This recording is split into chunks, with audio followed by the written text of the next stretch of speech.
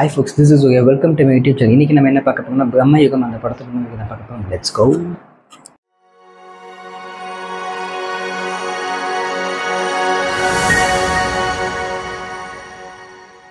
பிரம்மயுகம். So இந்த படம் வந்து பார்த்தீங்கன்னா மம்முட்டி நடிச்சிருக்கா, ப்ரொடியூஸும் பண்ணியிருக்கா. இந்த படம் ரீசெண்டாக தியேட்டரில் ஹிட் ஆகிட்டு ரிலீஸ் ஆகி இந்த படத்துக்கு ஒரு நல்ல ரிசப்ஷன் கொடுத்தாங்க. பட் மஞ்சுமல் பாய்ஸ் பேமல் அந்த படங்களோட கம்பேர் பண்ணும்போது இதுக்கு வந்து ரிசப்ஷன் கொஞ்சம் கம்மி தான். அதுக்கு ரீசன் எனக்கு தெரியல. பிகாஸ் அன்ஃபார்ச்சுனேட்லி இந்த படத்தை வந்து என்னால் தியேட்டரில் பார்க்க முடியல. பட் இப்போ இந்த படம் ஓட்டியில் ரிலீஸ் ஆகி இந்த படம் பார்த்ததுக்கப்புறம் ஏன் அந்த படங்களுக்கு கிடைச்ச அளவுக்கு ரிசப்ஷன் இதில் கிடைக்கல அப்படின்ற ஒரு ரீசன் இருந்துச்சு. அஃப்கோர்ஸ் இந்த படம் வந்து பார்த்தீங்கன்னா மேக்கிங் வைஸ் அல்டிமேட்டாக இருக்கும். இந்த படம் டேரக்டருக்கு வந்து கண்டிப்பாக நம்ம வந்து ஹேட்ஸ் ஆஃப் பண்ணி ஆகணும். பிகாஸ் சூப்பராக எடுத்துருக்காரு, அவ்வளோ நேர்த்தியாக எடுத்துருக்காரு. படத்தில் வந்து மொத்தமே 5 பேர் தான், இன்னும் 5 பேருன்னு கூட சொல்ல முடியாது, வெறும் 3 பேர் தான். 3 பேர்த்த வச்சுட்டு ஒரு 2.25 மணி நேரம் படத்தை வந்து எடுத்துருக்காங்கன்னா அந்த ஸ்க்ரீன் பிளே வந்து பார்த்திங்கன்னா அமேசிங்.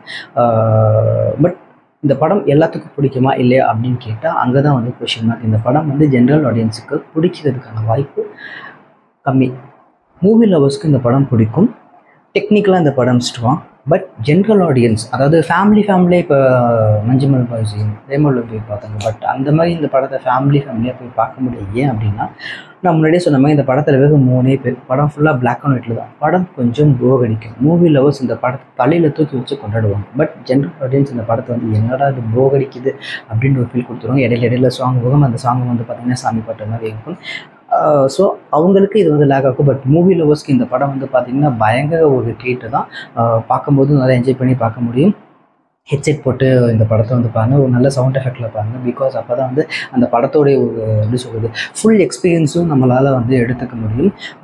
ஸோ இந்த படத்தில் வந்து